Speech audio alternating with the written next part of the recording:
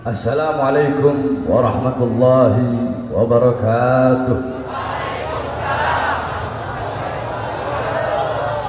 Alhamdulillahil qawiyyi sultanuh, al-wadihil burhanuh, al-mabsud fil wujud karamuhu wa ihsanuh.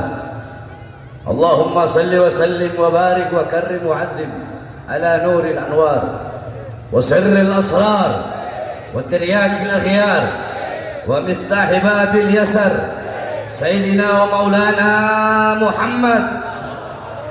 Muhammadin al-Mukhtar wa alihi al-athhar wa ashabihi al-akhyar adada ni'amillahi wa ifdalih, amma ba'd. Yang saya cintai, yang saya muliakan segenap para alim ulama, para habaib, para kiai, para asatidz, para tokoh masyarakat, segenap aparat pemerintah baik dari TNI ataupun Polri. Wabil khusus yang saya cintai, yang saya muliakan guru kita, Ketua Umum Front Pembela Front Persaudaraan Islam Sayyid Al-Habib Muhammad bin Hussein Al-Attas. Mudah-mudahan Allah panjangkan umur beliau, Allah sehatkan jasmani dan rohani beliau, Allah permudah segala urusan dunia akhirat beliau, Allah perkuat langkah kaki beliau dalam berdakwah dan berjuang di jalan Allah Subhanahu wa taala. Yang saya cintai, yang saya muliakan Al-Habib Hanif bin Abdul Rahman Al-Attas yang tadi telah menyampaikan tausiah dan nasihat yang begitu luar biasa. Yang saya cintai, yang saya muliakan Ketua Front Persaudaraan Islam DPW Bogor Al-Habib Alwi Al-Hamid beserta seluruh pengurusnya. Yang saya cintai, yang saya muliakan segenap panitia peringatan puncak berzikir udah ke-12. Wabil khusus Al-Habib Y Al-Jufri beserta seluruh hadirin hadirat, bapak-bapak, ibu-ibu, para pemuda-pemudi umat baginda Nabi besar Muhammad yang selalu dimuliakan oleh Allah Subhanahu wa taala. Saudara-saudara, saya sebenarnya kata dokter belum boleh keluar ceramah. Saya punya penyakit jantung namanya kardiomyopati. Kardiomyopati itu salah satu dari penyakit yang paling berbahaya.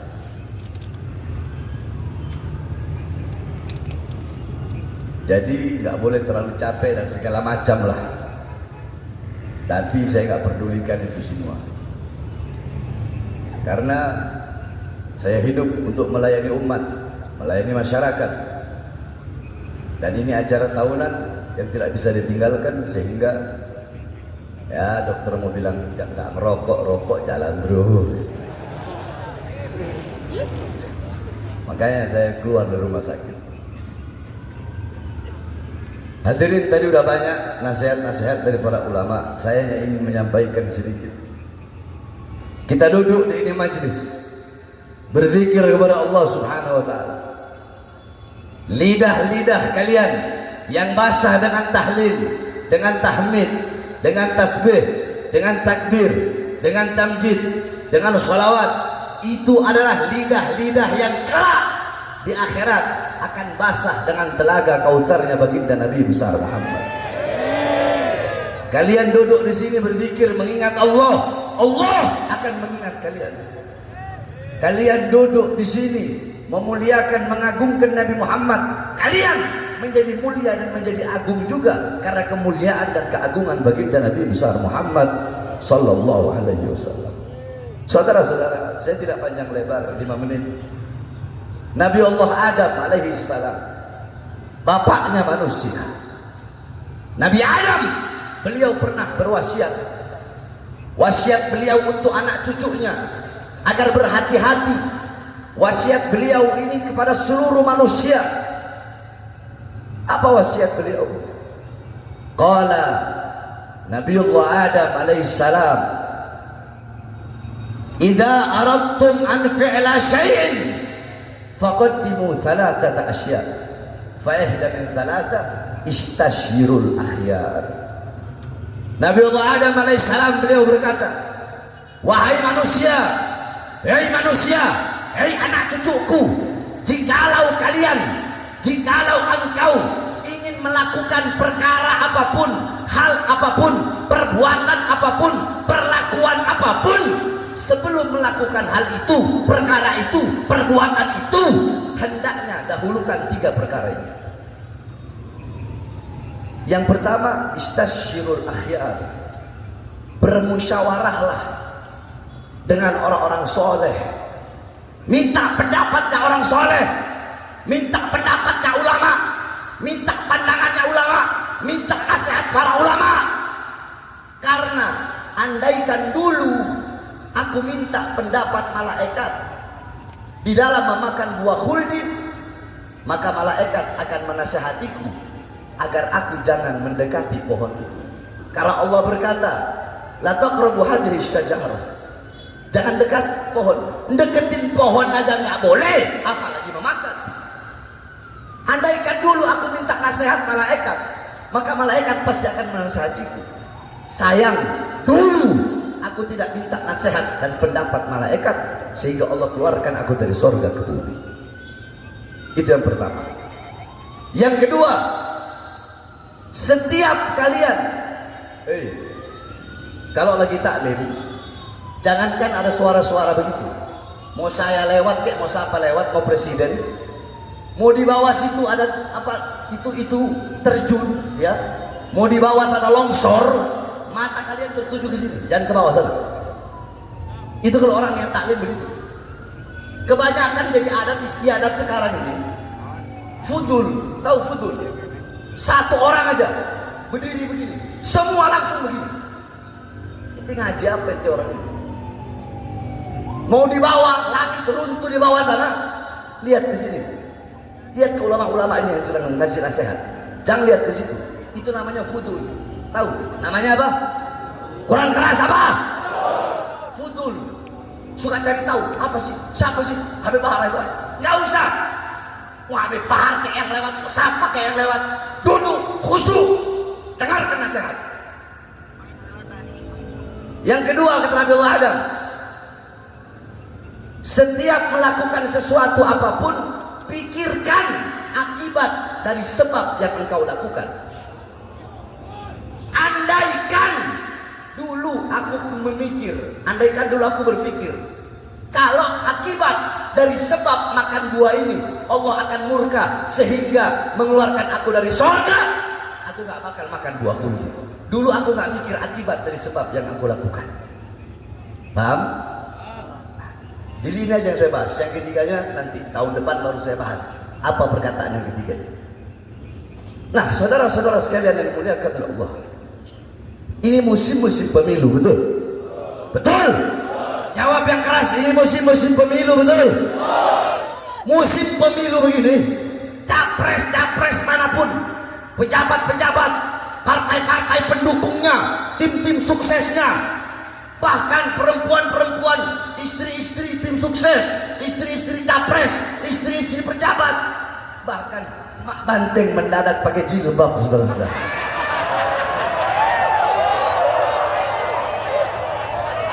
Betul? Betul? Gak apa-apa, Habib dia gak bakal ditahan kok anak ngomong Mak Banteng. Tenang aja. Dulu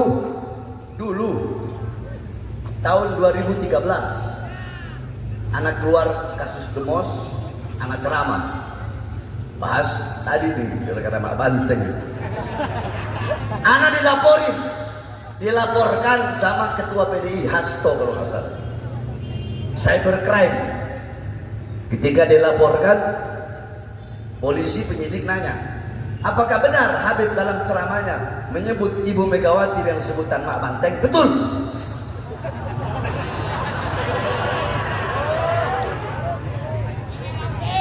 Polisi tanya lagi penyidik, apa alasan Habib kok menyebut dengan Mak Banteng? Apakah tidak ada sebutan lain? Apa anda jawab? Pak, saya ceramah agama. Dalam agama, dalam Islam, ada namanya lakob, ada namanya nisbat. Ayo, ada namanya lakob, ada namanya. Kalau ada lakob, pasti ada. Kalau ada lakob, pasti ada. Abu Nawas, bapaknya Kerah, nih Kerah baju. Kenapa dinamakan bapaknya Kerah? Karena Abu Nawas itu kalau pakai baju kerahnya lebih panjang dari kepalanya, makanya dinamakan bapaknya Kerah.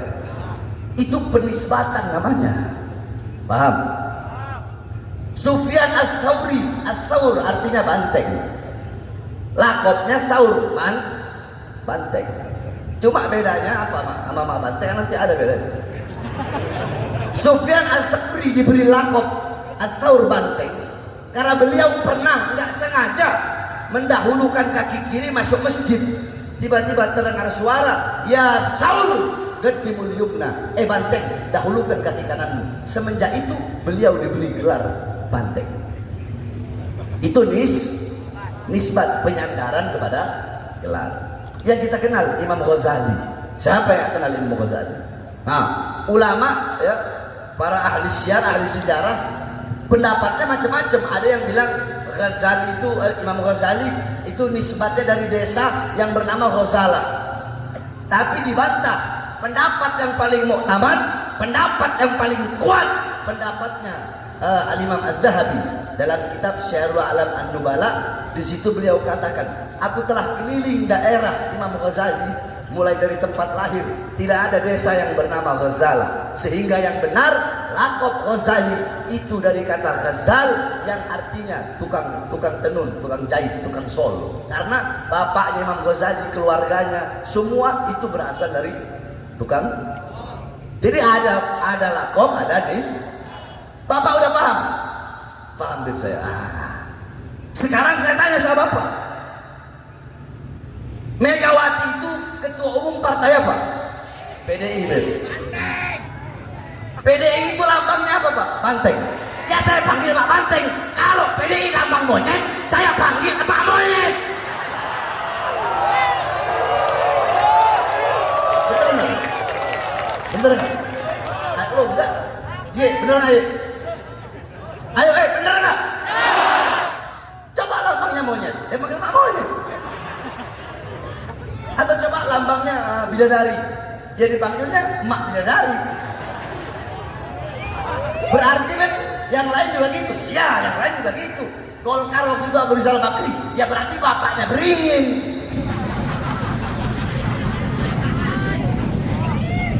Kak, siapa apa bapaknya Ka'bah? Siapa tuh? Kalau apa partai hilang lambang-lambangnya itu nggak paham. PKB, terus apa lagi itu? Pokoknya ya itulah seperti itu. Paham Pak? Paham tuh. Jadi salah nggak saya secara agama? Nggak salah tuh. Secara negara salah nggak? Nggak salah juga tuh. Nah, musim politik begini nih. Jadi para pejabat-pejabat itu butuh sama kita, butuh sama rakyat, butuh sama masyarakat. Kalau ada maunya doang, salah-salah. Ini yang terjadi, ini nyata. Mendadak jadi santriwati ya perempuan-perempuan. Yang laki-laki mendadak jadi santri, pakai peci, pakai sarung, masuk gorong-gorong, keluar jadi presiden. Macam-macam. Ada yang jadi bintang iklan wudhu. Saya tanya, munafik gak? Munafik gak? Munafik gak? Saya berjanji, kalau saya jadi presiden, saya berjanji, kalau saya jadi gubernur, saya berjanji, kalau saya jadi wali kota, kalau jadi bupati, dan lain sebagainya, kalau jadi caleg, saya tidak akan makan gaji saya. Goblok, biadab, iya, kalian gak makan gaji kalian. Gaji kalian cuma berapa? Paling 40 juta, 50 juta, gaji presiden 60 juta, kalian gak makan, tapi ratusan triliun uang rakyat kalian rampok dan kalian makan. Betul? Iya benar, janji ditepati janjinya. Gak makan uang rakyat. Saudara-saudara sekalian dimuliakan oleh Allah Subhanahu wa taala. Mereka butuh sama kita kalau ada maunya doang. Lagi pemilu begini, butuh sama rakyat, butuh sama masyarakat, terjun langsung, turun langsung. Ada yang tadinya sok garang tiba-tiba baik ke masyarakat, lemah lembut ke masyarakat. Banyak gak? Banyak gak? Memberikan jaminan, saya berjanji memakmurkan rakyat, saya berjanji mensejahterakan rakyat, saya berjanji berbuat adil kepada rakyat. Hei, engkau pendusta, engkau pembohong, kalian zalimi rakyat, kalian bohongi rakyat, kalian tipu rakyat, pengangguran semakin banyak, kalian lebih mementingkan investor asing daripada tanah rakyat, daripada keringat rakyat, darah rakyat. Pendusta, pembohong kalian mengundang perusahaan-perusahaan asing dari luar datang ke Indonesia untuk merampok kekayaan alam yang ada di Indonesia, saudara. Saya tanya, kisah ini seperti ini lawan apa biarkan? Lawan apa biarkan? Ketidakadilan lawan apa biarkan? Lawan apa biarkan? Ini yang terjadi, saudara-saudara. Nah, makanya kata Nabi Adam tadi, kalau mau melakukan hal apapun, minta pendapat ulama, minta pendapat para minta pendapat para kiai, minta pendapat para habah. Cuma Ustadz, Kiai, Habib itu ada terbagi dua. Terbagi berapa? Ada Ustadz, Kiai, Habib yang lurus, ada Ustadz, Kiai, Habib anjing, ada Ustadz, Kiai, Habib bangsat, ada Ustadz Kiai Habib biadab, ada Ustadz Kiai Habib goblok. Jadi terbagi dulu. Loh, siapa Habib? Kok Habib bilang ada ulama anjing ya? Saya tanya, kita kalau piara anjing, ya, kita kasih makan itu anjing, dia setia nggak sama kita? Setia nggak? Nurut nggak? Suatu saat kita nggak ada makanan, itu anjing bakal cariin makanan buat kita. Ini para ulama-ulama, para ustadz, para kiai, para habaib yang berdiri depan pintu surga, berdiri depan pintu kekuasaan, jadi penjilat-penjilat pejabat. Mereka Allah kasih anugerah ilmu, Allah kasih ilmu kepada mereka, tetapi ilmu yang Allah berikan, alimun alladzi yaj'alu ilmahu tabi'an lira'yil muluk. Ulama tapi menjadikan ilmunya untuk mengikuti kemauan para penguasa. Penguasa mau yang halal jadi haram, mereka bikin keluarkan fatwa halal jadi haram. Yang haram penguasa pengen jadi halal, mereka bikin bagaimana caranya yang haram jadi halal. Bawa ayat, bawa hadis, tapi kalimatul haq uridu bihal batil. Ini yang terjadi, saudara-saudara. Nah, ulama seperti ini saya tanya, Allah kasih ilmu, ilmunya dia pakai untuk seperti itu, khianatin Allah nggak? Ya jawab yang keras, khianat nggak? Khianat nggak? Khianat nggak?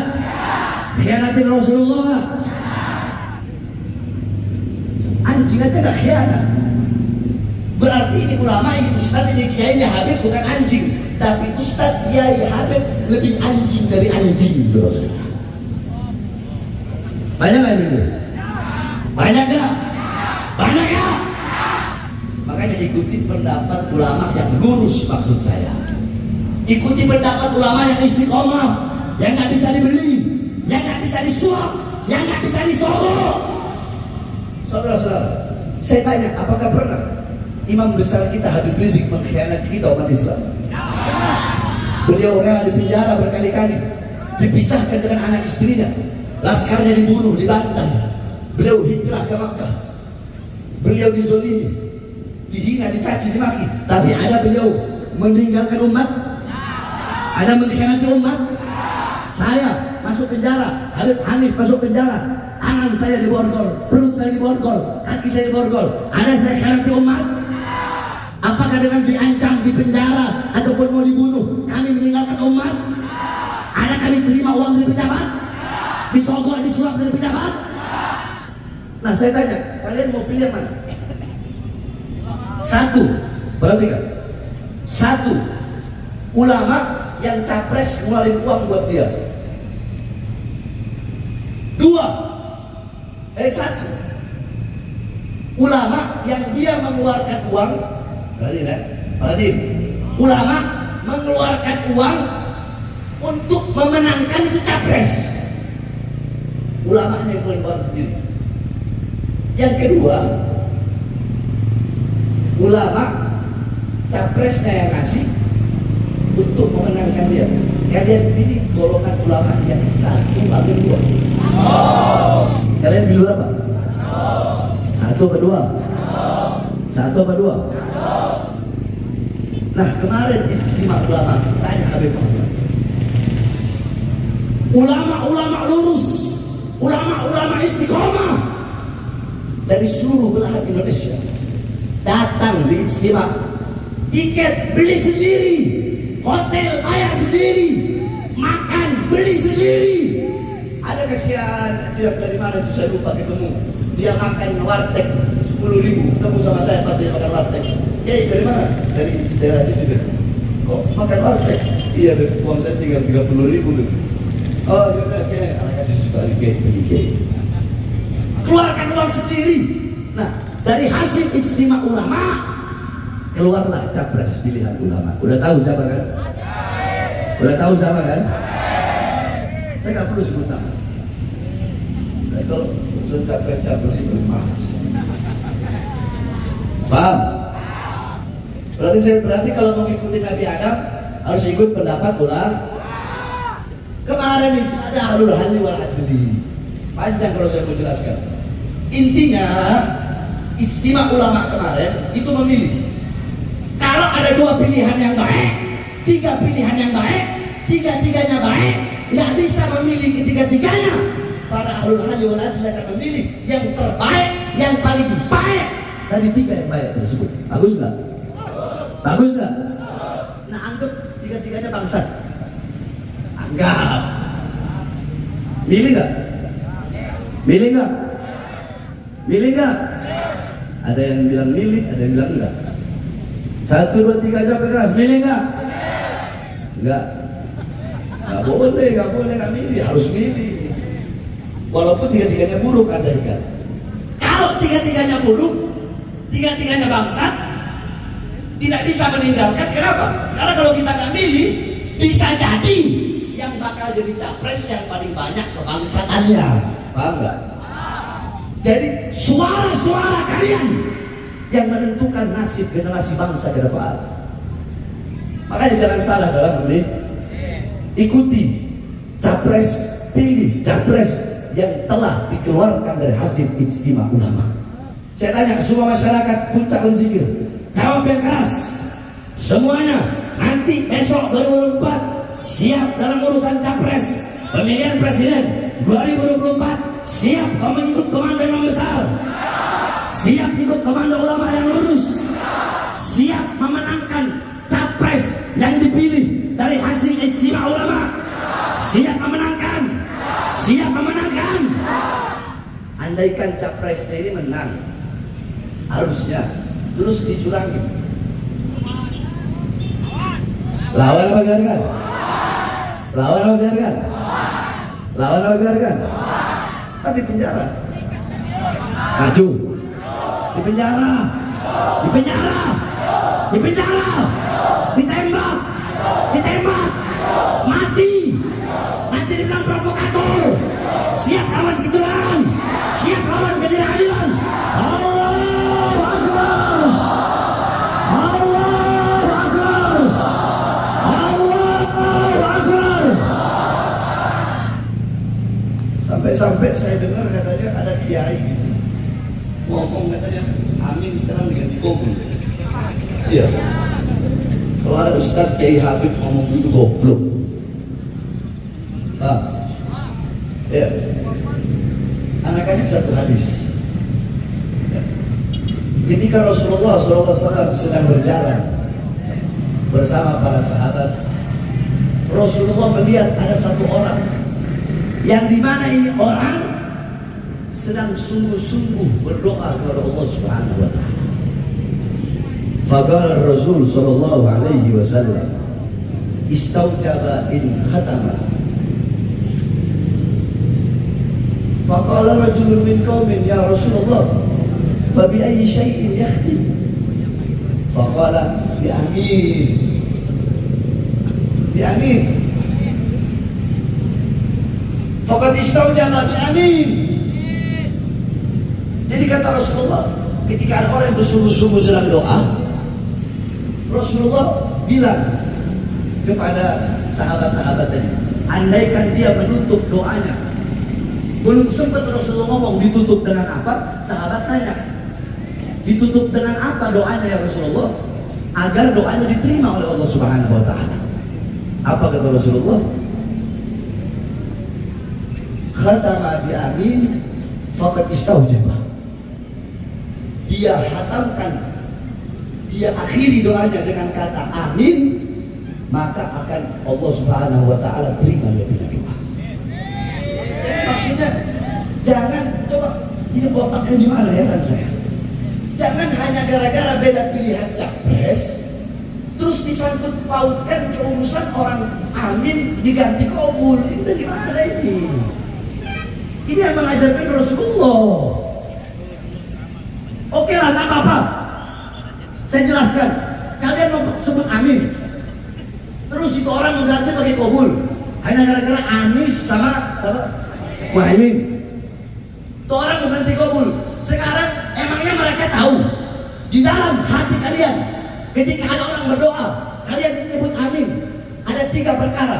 Yang satu, apakah amin kalian untuk mengaminkan si capres tersebut agar menang? 1. 2, apakah amin kalian untuk mengaminkan untuk mengaminkan doa tadi agar dengan niat tujuan presiden yang amin itu menang? Yang ketiga, apakah niat kalian memang ikhlas mengucapkan amin bukan untuk presiden manapun tapi karena mengikuti perintah Rasulullah? Memangnya mereka tahu 3 maksud dan tujuan hati yang ada dalam hati orang yang setiap ngomong amin itu? Mereka tahu nggak? Tahu nggak? Kalau nggak tahu, kenapa mengeluarkan fatwa seperti itu? Paham? Sebenarnya sama gobul itu anak kita orang ketahui. Ya di gobul ya nih. Kalau amin itu kata Imam Nawawi dalam kitabnya, ada dalam kitab At-Tibyan kalau nggak salah. Amin itu banyak arti. Bisa diartikan ya Allah perkenankanlah, ya Allah terimalah, ya Allah jawablah, ya Allah jangan kecewakan hamba. Banyak artinya amin. Gobul pun ya Allah ya gobul ya Allah, gobul ya Allah. Sama mau amin mau gobul. Tapi kenapa kok harus ada kata amin ini seluruh dunia udah amin. Kenapa disangkut-sangkut pautin sama amin capres? Ini kan otaknya di mana ulama seperti ini, betul? Betul? Betul? Oleh karena saudara-saudara sekalian yang dimuliakan oleh Allah Subhanahu wa taala, nanti tahun 2024 jangan sampai salah. Saya mulai dari kemarin, mulai dari sebelum ijtima ulama itu saya udah keliling Indonesia untuk menyampaikan kepada seluruh masyarakat khususnya umat Islam untuk memilih capres hasil ijtima ulama. Sebelum ijtima ulama dikenal, betul Habib? Habib Muhammad saksi banyak anak keluar anak keliling Indonesia. Anak malam ini ada 5 tempat, tapi anak hadir cuma di sini, yang 4 tenaga hadir di Jakarta. Satu malam itu anak ceramah paling sedikit 5. Kalau malam minggu bisa 10-11. Kita ambillah setengahnya. Kita ambil 7 tempat. Satu kali saya ceramah, apalagi daerah Jawa Barat, Banten Utara, itu yang hadir bisa 10.000 orang. Hitunglah 50.000 orang satu malam, 5 tempat. 50.000 kali 10 hari berapa? Berapa? 500.000 kali 20 hari kali 30 hari 1,5 juta, tambah lagi 1 bulan lagi 3 juta, tambah 1 bulan lagi 4 juta. Itu diambil sedikit kan seluruh. Habib Muhammad, kami semua akan berusaha, bersusah payah, berkeringat keliling. Kami akan keliling Indonesia untuk memenangkan pasangan capres yang dipilih dalam ijtima ulama. Tapi ingat, saya ingatkan kepada Anies Baswedan dan Muhaimin Iskandar, saya Bahar bin Smith, kami para habaib, para kiai, kami akan berusaha sekuat tenaga untuk memenangkan kalian. Tapi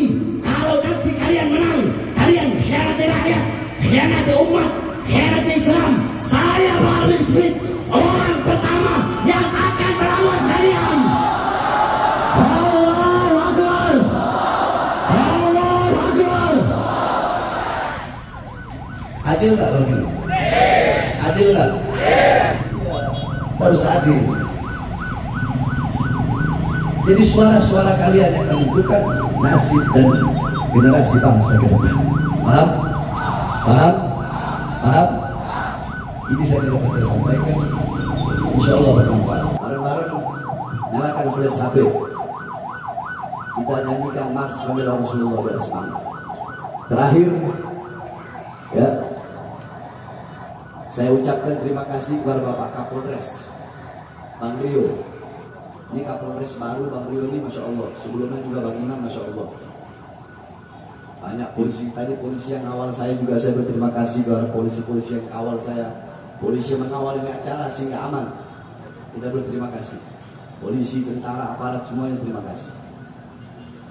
Ayo semuanya nyalakan flash HP itu dia yang di belakang. Perempuan-perempuan itu. Semuanya siap. Siap. Siap. Dan semangat siap. Hadro mainkan prajurit pembela Rasul. Bangkitlah. Yang keras.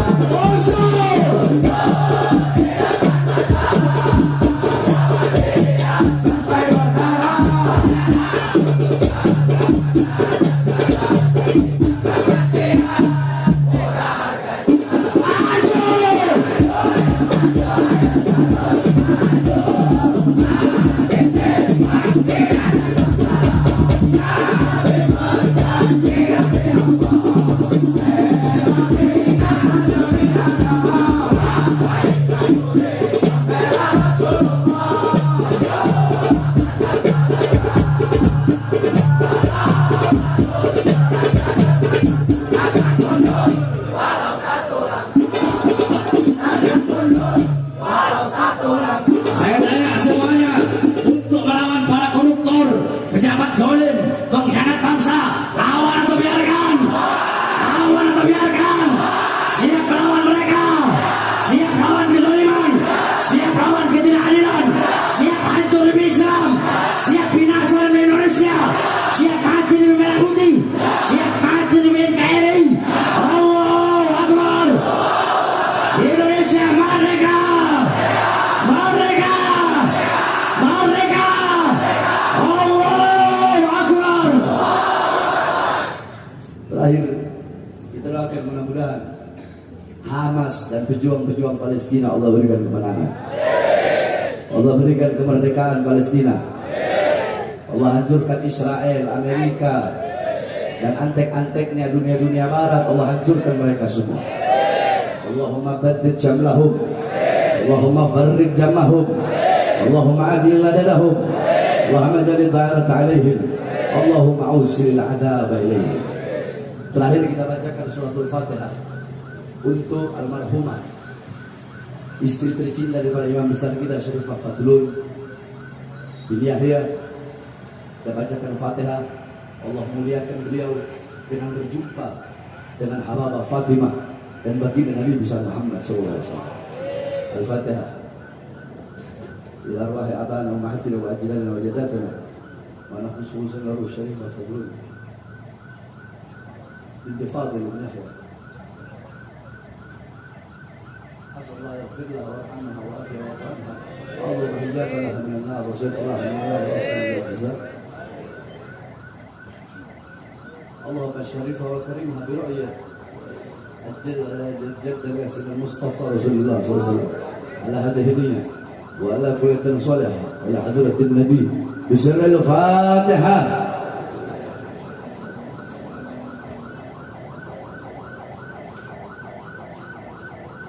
Ini saya dapat sampaikan, kurang lebihnya mohon maaf. Wal afu minkum. Wassalamualaikum warahmatullahi wabarakatuh.